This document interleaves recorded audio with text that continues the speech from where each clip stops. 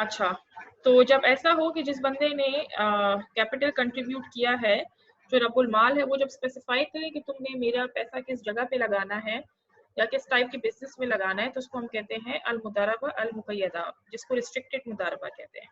ठीक है, अल मुदारबा अल मुतलका। However, if Rabbul Mal gives full freedom to Mudarib to undertake whatever business he deems fit, this is called al-Mudaraba al-Mutlaka, which means ke unrestricted. However, Mudarib cannot, without the consent of Rabbul Mal, lend money to anyone. Mudarib is authorized to do anything which is normally done in the course of business. तो जब आप restriction लगाते हो, आप कहते हो कि मेरा तुमने इधर ही इन्वेस्ट करना पैसा और कहीं नहीं करना, तो वो मुकय्यदा होता है। जब आप उसको फुल फ्रीडम देते हो, जिस फील्ड में चाहे तुम इन्वेस्ट करो, जिस जगह चाहे, वो मुतलका होता है। हाँ, लेकिन इसका ये मतलब नहीं है कि जो मुदारिब है या जो मैनेजर है, वो आपका पैसा उठा के आगे किसी को कर्ज दे दे। वो ऐसा नहीं कर सकता। ठीक है, वो आपके माल का अमीन है, आपका माल उसके पास अमानत है, जिसको उसने सोच समझ के खर्च करना, उसने अपनी मर्जी से उसको किसी को कर्जा वर्जा नहीं देना। ठीक है, और उसकी पास पूरी अथॉरिटी है कि वो हर वो एक्शन ले सकता है जो नॉर्मल बिजनेस में लिया जाता है, विच मीन्स कि नॉर्मल कोर्स ऑफ बिजनेस में जो एक्शन अलाउड है वो पूरी उसकी अथॉरिटी है, वो कर सकता है। However, if they want to have an extraordinary work which is beyond the normal routine of the traders, he cannot do so without express permission from Rabbul Mal. अगर वो कोई ऐसी चीज करना चाहता है जो कि नॉर्मल कोर्स ऑफ बिजनेस पे नहीं होता, जो कि नॉर्मल बिजनेस प्रैक्टिस से हट कर है, then he has to ask permission of the Rabbul Mal. क्यों? क्योंकि पैसा उसका है। He is also not authorized to keep another मुदारिब or a partner. वो ऐसा नहीं कर सकता कि वो रब्बुल माल से पूछे बगैर कोई और पार्टनर रखते, या वो ऐसा नहीं कर सकता कि वो अपना आगे कोई और मैनेजर रखते। मतलब आपसे पैसा ले और खुद मैनेज ना करे, बल्कि अपना आगे कोई और पार्टनर बना के उससे सारी मैनेजमेंट कराए, ऐसा नहीं हो सकता। Makes his own investment in that particular मुदारबा without the consent of रब्बुल माल। आपसे पैसा ले और आपको कहे कि मैं तुम्हारे पैसे से कारोबार शुरू कर रहा हूँ, बाद में कहे मैंने तो उसमें अपना भी पैसा डाला था तो मेरा तो इसमें एक्स्ट्रा हिस्सा है, तो ऐसा नहीं हो सकता। आपको उस बंदे को पूरे कॉन्फिडेंस में लेना है, उससे इजाजत लेनी है। इन्वेस्टमेंट कैसे होती है? इन मुदारबा रब्बुल माल प्रोवाइड्स इन्वेस्टमेंट एंड मुदारिब the management. Therefore, the Rabbul Mal should hand over the agreed investment to Mudarib and leaves everything to Mudarib with no interference from his side. But he has the authority to oversee the Mudarib's activities and work with Mudarib if the Mudarib consents. अच्छा, जब एक दफा रब्बुल माल ने मुदारिब को पैसे दे दिए, अब वो उसको फुल अथॉरिटी दे कि तुम इस पैसे को जिस तरह कारोबार में यूज करो, जिस तरह डिसीजन ले रहे, तुम्हारी मर्जी है। ठीक है, बार बार उसके बीच में इंटरफेरेंस ना करे। हाँ, वो उसकी एक्टिविटीज पे नजर रख सकता है कि ये सही जा रहा है नहीं जा रहा, लेकिन हर बात में बोल नहीं सकता कि डे टू डे एक्टिविटीज में बोल रहा और उसको तंग कर रहा। ठीक है, अगर वो मुदारिब को अपनी एक्सपर्टीज प्रोवाइड करना चाह रहा है, अगर वो मुदारिब की हेल्प कर सकता है या करना चाह रहा है कि वो कहे यार मुझे कारोबार का पता है, मैंने पहले किया है, मैं तुम्हारी हेल्प करना चाह रहा हूँ, मैं तुम्हें मशवरा देना चाह रहा हूँ, वो ऐसा कर सकता है, लेकिन उसके लिए मुदारिब की कंसेंट होनी जरूरी है। अगर मुदारिब एग्री करे तो फिर क्यों? क्योंकि देखो, मुदारबा का एसेंस ये है कि एक बंदा पैसा देता है, दूसरा मैनेज करता है। तो अगर एक बंदा दूसरे के काम में आएगा, मतलब अगर मुदारिब कहेगा मैं भी पैसा लगाता हूँ, या रब्बुल माल कहेगा कि मैं मैनेजमेंट में हिस्सा लेता हूँ, तो फिर एक दूसरे से इजाजत लेनी पड़ेगी। यहाँ तक समझ आ गई? जी मैम, समझ आ गई है। अच्छा, if the capital is in kind, its valuation is necessary without which मुदारबा becomes void. In kind का मतलब अगर आप कैश की फॉर्म में नहीं दे रहे, अगर आप किसी एसेट की फॉर्म में कैपिटल दे रहे हो, तो उसकी वैल्यूएशन जरूरी है, वरना मुदारबा वॉइड होगा। वरना कल को ये डिस्प्यूट हो सकता है ना कि ये तो जमीन 20 लाख की है, मैं तो तुम्हें 20 लाख दिए थे, अगला कहे नहीं ये जमीन जिस वक्त तुमने मुझे दी थी उस वक्त ये 20 लाख की नहीं थी, तो आज 20 लाख की। इससे पहले से ये मामले रिजॉल्व करें, उसी वक्त कीमत लगा रहे चीज की। Mudaraba expenses. All expenses which are incidental to the Mudaraba's function, like wages of employees or commission in buying, selling or stitching, dyeing expenses, etc., have to be paid by the Mudaraba. ठीक है, आप ये नहीं कह सकते हो जिसने रब्बुल माल जो है कि भाई ये जो बिजनेस के खर्चे हैं ये तुम मेरे इन्वेस्टमेंट वाले पैसे से नहीं दोगे, ये खुद ही मैनेज करो। इस तरह नहीं होता भाई, कारोबार से ही ये सारे फिक्स एक्सपेंसेस जाते हैं। ठीक है, तो आप ये नहीं कह सकते कि मेरे पैसे से तुमने ये काम नहीं करने, ऑफ कोर्स आपके पैसे से काम करेगा वो। Distribution of profit and loss. It is necessary for the validity of Mudaraba that the parties agree right at the beginning on a definite proportion of the actual profit to which each one of them is entitled. The Sharia has prescribed no particular proportion, rather it has been left to their mutual consent. आप मुदारबा की शुरू में ही decide कर लो कि आपका क्या profit और loss sharing ratio होगा, ठीक है। अगर तो आप नहीं शुरू में डिसाइड करते देन योर मुदारबा इज इनवैलिड, ठीक है। तो आप शुरू में डिसाइड कर लो कि कितने परसेंट प्रॉफिट उसका हिस्सा है, कितने परसेंट मुदारिब का, वरना जो है इनवैलिड हो जाएगा। क्यों? क्योंकि इससे बाद में फिर झगड़े नहीं होते। और आपको इस्लाम ने ये नहीं कहा कि मुदारिब का इतने परसेंट हिस्सा होगा, उससे ज्यादा उसका हो ही नहीं सकता। इस्लाम ने ऐसी कोई रेशो नहीं बताई, ये आपकी म्यूचुअल कंसेंट पे जो आपकी आपस की अंडरस्टैंडिंग है। They can share the profit in equal proportions and they can also allocate different proportions for Rabbul Mal and Mudarib. However, in extreme case where the parties have not predetermined the ratio of profit, the profit will be calculated 50-50. आपकी मर्जी, आप equal partners बनते हो, आप 70-30 बनते हो, 60-40, आपकी मर्जी। हाँ, जब कोई बहुत ज्यादा एक्सट्रीम केस हो जाए कि आपने कोई डिसाइड ही नहीं किया और आपका झगड़ा हो गया और अब बात बहुत ज्यादा बढ़ गई है, फिर उस केस में 50-50 पे बात खत्म करते हैं, ठीक है। वरना यूजुअली उसकी वैलिडिटी के लिए यही जरूरी है कि आपने पहले से डिसाइड किया हो, बाद में झगड़े के वक्त डिसीजन ना लिया जाए, पहले से ये बातें आपको पता हो। The Mudarib and Rabbul Mal cannot allocate a lump sum amount of profit for any party, nor can they determine the share of any party at a specific rate tied up with the capital. For example, if the capital is rupees 1 lakh, they cannot agree on a condition that rupees 10,000 out of the profit shall be the share of the Mudarib, nor can they say that 20% of the capital should be given to Rabbul Mal. देखो, जब आप चीजें पहले से fix कर लेते हो ना, फिर वो इस्लामिक मोड ऑफ फाइनेंसिंग नहीं होती, फिर वो सूद में आ जाता है। तो चीजें तो आपने पहले से परसेंटेज इस तरह से फिक्स नहीं करनी है।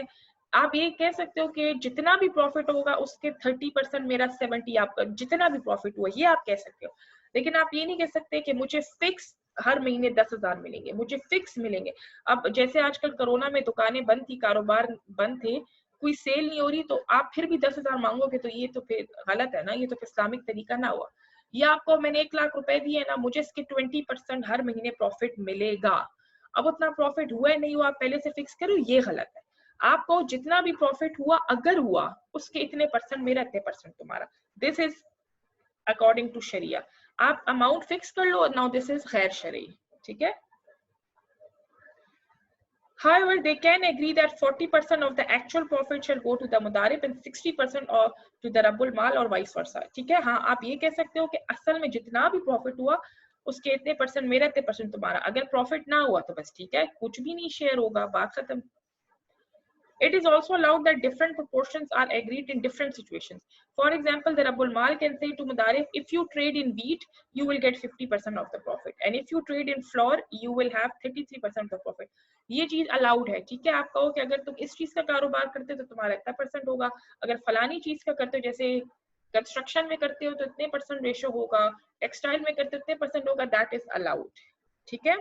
और मैम ये तो फिक्स हो गया जी मैम, ये तो फिक्स हो गया ना पहले से। नहीं, देखो मेरी बात सुनो ना, ये फिक्स नहीं है। आप कहते हो जितना भी प्रॉफिट हुआ उसके इतने परसेंट तुम्हारा होगा। अब वो प्रॉफिट 2,000 है कि 4,000 है कि 2 लाख है, जितना भी हुआ उसमें आपने परसेंटेज बताई है, आपने अमाउंट फिक्स नहीं की। या आपने ये नहीं कहा कि मैंने जितना पैसा लगाया उसका मुझे इतने परसेंट दोगे, वो बेसिकली फिक्स करना होता है। ये फिक्स नहीं किया आपने, आपने अमाउंट फिक्स नहीं किया, आपने परसेंट बताया ऑफ एक्चुअल प्रॉफिट। नहीं तो मैम वो तो फिक्स हो गया ना कि अगर वीट में करनी है तो 50% होगा और अगर फ्लोर में करनी है तो 33% होगा। हाँ, तो ये अलाउड है। देखो परसेंटेज तो फिक्स करेंगे ना। ये तो नहीं हो सकता ना कि हम दोनों कारोबार शुरू कर रहे हैं और मैंने सारा पैसा दिया और आप मैनेजमेंट कर रहे हो और हम कहीं इक्वल शेयरिंग होगी। अगर हम दोनों चाहें तो इक्वल शेयरिंग हो सकती है, लेकिन वैसे ऐसा कोई करता नहीं है। मैंने जितने ऐसे केसेस देखे उसमें 70-30 होता है। जो पैसा देता है उसका 70% शेयर होता है, जो मैनेजमेंट करता है उसका 30% होता है, ठीक है। तो ये तो रेशो डिसाइडेड होती है। और ये जहां तक बीट और इसकी बात है, उस तरह से है कि अब मैं आपको पैसा दे रही हूँ, मेरे पैसे पे कारोबार करो, तो मैं आपको कहती हूँ यार आजकल कंस्ट्रक्शन जो है इसका कारोबार बड़ा चल रहा है, तो कंस्ट्रक्शन में इन्वेस्ट करो, फिर हमारा रेशो इतना इतना होगा। और हाँ, अगर तुम अपनी मर्जी का कोई कारोबार करते हो फिर हमारा रेशो इतना इतना होगा। तो ये चीज तो अलाउड है। अगर आप एग्री नहीं करते बीइंग मुदारिब तो आप इनकार कर दो ना, आपको मैं एग्री नहीं करता। तो ये तो म्यूचुअल कंसेंट से सब कुछ होता है। ये तो नहीं है कि रब्बुल माल कोई आप पे जबरदस्ती करेगा, नो, ये म्यूचुअल कंसेंट से होता है, ठीक है, दोनों की मर्जी से होता है। अगर आपको एतराज है, आप एग्री नहीं करते, तो आप कह दो कि मैं एग्री नहीं करता। Okay. The Mudarib cannot claim any periodical salary or a fee or remuneration for the work done by him for the Mudaraba. आप ये नहीं कह सकते हो being the Mudarib या being the manager कि चूंकि मैं काम कर रहा हूँ मुदारबा के लिए तो मुझे फिक्स सैलरी दो या मुझे इतना पैसा दो, ठीक है? आप ये नहीं कह सकते। जब आप उसके साथ पार्टनर हो तो फिर आप उससे अलग से पैसे क्यों मांग रहे हो, ठीक है? फिर सैलरी क्यों मांग रहे हो जब आप पार्टनर हो? पार्टनर तो फिर आप इसीलिए हो ना कि वो पैसा दे रहा है तो आप उस पैसे के बदले में काम कर रहे हो, तो फिर सैलरी किस बात की ले रहे हो? फिर पार्टनरशिप छोड़ो, बस एम्प्लॉय बन के काम करो। The mudaraba becomes void fasid if the profit is fixed in any way. In this case, the entire amount will be the rabbul mals. The mudarib will just be an employee earning ujrati misl. ठीक है? अगर आपने profit fix कर दिया है किसी भी लिहाज से, आपने कहा तुमने मुझे इतना प्रॉफिट देना, इतने पैसे मुझे देने हर सूरत में, फॉर एग्जाम्पल तो मुझे हर महीने 1 लाख रुपए देना है एज अ प्रॉफिट, तो वो वॉइड हो जाएगा मुदारबा, ठीक है? ऐसे केस में फिर क्या होता है कि प्रॉफिट जब मुदारबा वॉइड हो गया, फासिद हो गया, फिर सारा प्रॉफिट भी रब्बुल माल का है, फिर कैपिटल भी सारा रब्बुल माल का है। मुदारिब will just be an employ जिसको आप उजरत दोगे, जिसको आप सैलरी दोगे। समझ आ रही ना? प्रॉफिट शेयरिंग तो तब होगी जब मुदारबा हो। जब आप मुदारबा को फासिद कर देते हो फिर तो मुदारबा रहा ही नहीं है, फिर तो बस ठीक है आपने बंदे को पैसा दिया है, मेरे लिए कारोबार करो, मेरे लिए कारोबार चलाओ, मैं तुम्हें फिक्स सैलरी दूंगा, सारा मुनाफा मेरा। मैम तो ये अलाउड नहीं है ना? नहीं, ये फिर मुदारबा तो नहीं है ना, यस। ठीक है? बस जब मुदारबा वॉइड हो गया मतलब वो मुदारबा नहीं रहा। अब वो फिर जो भी बनता है वो फिर अब आपकी मर्जी, आप उसको जो भी नाम दो, लेकिन कम उसका मुदारबा नहीं रहा अब, क्योंकि जब आप चीजें फिक्स कर देते हैं ना, प्रॉफिट फिक्स, वो फिर इस्लामी नहीं रहता, फिर जो मर्जी उसको नाम दो, ठीक है? अब डिफरेंस बिटवीन मुशारका एंड मुदारबा, जो भी आपने मुशारका पढ़ा था, मुशारका में ऑल पार्टनर्स इन्वेस्ट, सबकी इन्वेस्टमेंट होती है, मुदारबा में सिर्फ रब्बुल माल की होती है। All partners participate in the management of the business and can work for it in मुशारका। मुदारबा में रब्बुल माल has no right to participate in the management which is carried out by the मुदारिब only but can work in business if मुदारिब consents, ठीक है? मुदारबा में रब्बुल माल का बिजनेस में मैनेजमेंट में कोई काम नहीं होता। हाँ, अगर मुदारिब खुद उसे कहे फिर वो हेल्प कर सकता है, लेकिन उसका कोई काम नहीं है, ठीक है? All partners share the loss to the extent of the ratio of their investment. Only Rabbul Mal suffers loss because the Mudarib does not invest anything. However, this is subject to a condition that the Mudarib has worked with due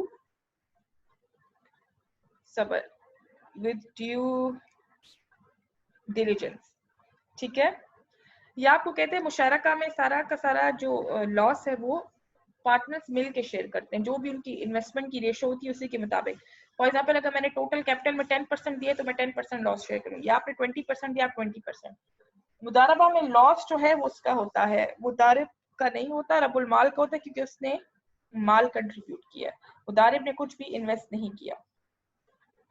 However, this is subject to a condition that the मुदारिब has worked with due diligence. अच्छा, due diligence का मतलब है ना, अगर मुदारिब ने पूरी ईमानदारी से काम किया, उसने पूरी मेहनत की है, जान मारी है, बहुत ज्यादा दिल लगा के काम किया, फिर भी नुकसान हुआ है ना, तो वो रब्बुल माल का होगा, उसका नहीं होगा, क्योंकि उसने कोई माल ही नहीं लगाया हुआ, तो उसका क्या नुकसान होगा? उसकी तो सर्विसेज है ना।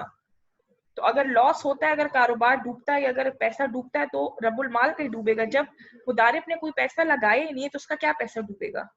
ठीक है, तो लॉजिक की बात है। हाँ, लेकिन अगर उसकी गलती की वजह से पैसा डूबता है रब्बुल माल का, उसने नेग्लिजेंस शो किया, उसने कोई लापरवाही की है, उसने जानबूझ के नुकसान दिया है, फिर वो उसका नुकसान पूरा करेगा, फिर वो उसके साथ नुकसान में शरीक है, क्योंकि उसने उसकी गलती, उसकी कोताही, उसकी जान छुड़ाने की वजह से उस बंदे का पैसा डूबा है।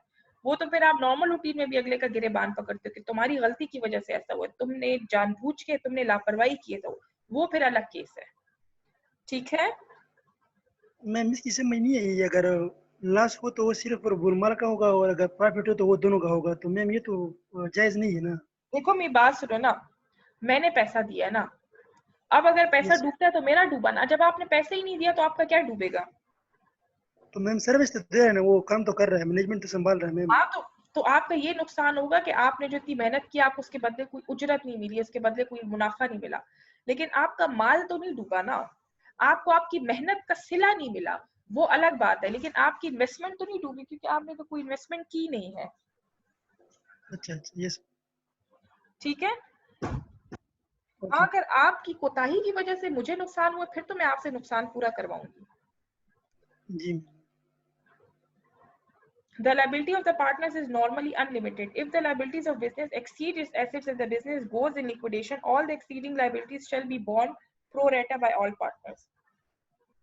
अच्छा, ये तो आपको पता होगा what is limited liability, what is unlimited liability. पता है ना लिमिटेड अनलिमिटेड में फर्क? यस मैम पता है। ठीक है, लिमिटेड लायबिलिटी कंपनी तक महदूद होती है, अनलिमिटेड में आपके जाती असासे भी जाते हैं। तो अगर तो बिजनेस में नुकसान हुआ और आपने सारा का सारा कारोबार बेच दिया फिर भी नुकसान पूरा नहीं हुआ, तब आप अपनी जेब से हिस्सा डालोगे। कितना हिस्सा डालोगे? जितने आपके इन्वेस्टमेंट का रेशियो है उतने ही आप हिस्सा भी डालोगे। फॉर एग्जाम्पल मेरी इनिशियल 20% इन्वेस्टमेंट है तो मैं 20% हिस्सा डालूंगी। मुदारबा, the liability of Rabbul Mal is limited to his investment unless he has permitted the मुदारिब to incur debts on his behalf. अच्छा देखो, रब्बुल माल की उतनी लायबिलिटी है जितना उसने पैसा दिया। क्यों? क्योंकि उसने कोई कर्ज तो लिया नहीं है ना, उसने अपना पैसा दिया मुदारिब को कि तुम ये पैसा लो, तुम इस पे कारोबार करो, कर्जा नहीं लो। अगर मुदारिब उससे पूछ के कर्जा लेता है और वो कर्जा लेता है तब रब्बुल माल जिम्मेदार है। अगर कोई बिजनेस ने कर्जा ही नहीं लिया तो फिर तो उसकी अनलिमिटेड लायबिलिटी ना हुई ना। समझ आ गई? Yes The liability of Rabbul Mal is limited to his investment. जितना उसने इन्वेस्टमेंट किया उतनी उसकी लायबिलिटी है, unless he has permitted the मुदारिब to incur debts on his behalf. हाँ, अगर उसने मुदारिब को इजाजत दी है कि मेरे नाम पे कर्जा लो on his behalf, तब फिर उसकी जो लायबिलिटी है वो उसकी इन्वेस्टमेंट से ज्यादा हो जाएगी। मतलब मैंने 1 लाख कारोबार के लिए दी और मैंने कहा बाकी 1 लाख बैंक से कर्जा लो मेरे नाम पे और माय बिहाफ, अब मेरी लायबिलिटी 2 लाख हो गई है, मेरी इन्वेस्टमेंट से ज्यादा हो गई। अगर कर्जा नहीं लिया तो फिर जितनी इन्वेस्टमेंट है उतनी लायबिलिटी है। समझ आ गई? Yes As soon as the partners mix up their capital in a joint pool, all the assets become jointly owned by all of them according to the proportion of their respective investment. एक दफा आप लोगों ने अपना जितना भी पैसा था वापस से मिक्स कर लिया, ठीक है, सारा का सारा मिक्स हो गया, कारोबार शुरू हो गया, अब सारे के सारे एसेट्स जॉइंटली ओन्ड है। अब आप ये नहीं कह सकते हो कि भाई मैंने तो बिल्डिंग दी थी तो वो बिल्डिंग मेरे नाम पे, उसमें तुम लोग का हिस्सा नहीं लो। पार्टनरशिप का मतलब है सबने मिलजुल के पैसा डाला, मिलजुल के पैसा कंबाइन किया, अब वो हम सब के जॉइंट ओनरशिप में आ गया। समझ आ गई ना? Yes according to the proportion of their respective investment. इस बात का मतलब है कि हमने कारोबार शुरू करना था, आपने जमीन दी, मैंने बिल्डिंग दिया, उसामा ने जो है वो मशीनरी ली। जब एक दफा कारोबार शुरू हो गया, अब वो कारोबार हम तीनों की ज्वाइंट मलकियत है। लेकिन किस हिसाब से ज्वाइंट मलकियत है? अगर मैंने 50% कैपिटल दिया है तो ज्वाइंट मलकियत पे 50% मेरा हक है। अब उस 50% में लैंड में भी मेरा हक आता है, बिल्डिंग पे भी आता है, मशीनरी पे भी आता है। उसामा का 20% कंट्रीब्यूशन है, हालांकि उसने सिर्फ मशीनरी दी है लेकिन वो 20% बनता है। तो अब उसका 20% हिस्सा ओवरऑल है, बिल्डिंग में भी, लैंड में भी और उसमें भी। मतलब जब एक दफा आप माल मिक्स कर देते हो ना, फिर आपका ओवरऑल हिस्सा होता है, ओवरऑल बिजनेस में 20%, ओवरऑल बिजनेस में 30%। फिर आपकी अलग अलग चीजों में हिस्सा नहीं रहता, फिर वो मिलजुल के हिस्सा हो जाता है। इस बात की समझ आई है? जी The goods purchased by the mudarib, the goods purchased by the mudarib are solely owned by Rabbul Mal, and the mudarib can earn his share in the profit only in case he sells the goods profitably. जो भी चीजें कारोबार के लिए purchase की जाती है और रब्बुल माल की ओनरशिप में होती है, वो मुदारिब की ओनरशिप में नहीं होती क्योंकि उसके पैसे पे खरीदी गई है। हाँ, उसका क्या है, शेयर होता है मुदारिब का, वो सर्विसेज प्रोवाइड करता है, वो सर्विसेज की वजह से प्रॉफिट अर्न करता है, ये उसका हिस्सा है प्रॉफिट। समझ आ गई? जी तो जो भी वो गुड्स खरीदता है, जो भी जी वो मैम। माल खरीदता है, वो रब्बुल माल की मलकियत है। अगर उस माल को मुनाफे पे बेचता है तो उसका मुनाफे में हिस्सा है, ठीक है, मुनाफे में उसका फिर वो अपना हिस्सा लेता है, अपनी मेहनत का सिला लेता है। बाकी चीज उसके नाम पे नहीं होती, उसकी मलकियत में नहीं होती। और ये इंसाफ की भी बात है ना, सारा पैसा मैंने डाला, सारी चीजें मेरे पैसों से आई हैं तो मेरी मलकियत होगी ना। आप सर्विसेज प्रोवाइड करें तो आप मुनाफा भी तो बैठ के खा रहे हो ना, ठीक है। मैं मतलब ये सिर्फ वो जो प्रॉफिट है उसमें इसका हिस्सा होता है, बाकी इसमें कुछ हिस्सा नहीं होता ना, नहीं वो नहीं मतलब बाकी फिक्स अमाउंट नहीं होती ना। नहीं नहीं। और दूसरी बात ये, अगर वो मुदारिब लॉस शेयर नहीं करा तो फिर वो किस चीज पे मलकियत पे क्लेम करेगा? अगर वही चीज डूबती है तो फिर नुकसान भी तो सिर्फ रब्बुल माल का है ना। जब आप नुकसान शेयर नहीं करे तो आप चीजों की ओनरशिप क्यों ले रहे हो? जी ओके, मेरे ख्याल से इतना काफी है। यस बाकी इंशाल्लाह हम नेक्स्ट क्लास में पढ़ेंगे। हमने स्लाइड नंबर 16 तक पढ़ा है, ठीक है। कोई क्वेश्चन पूछना है तो पूछ लें प्लीज। No ma'am. ओके, नहीं पूछना, चलें ठीक है।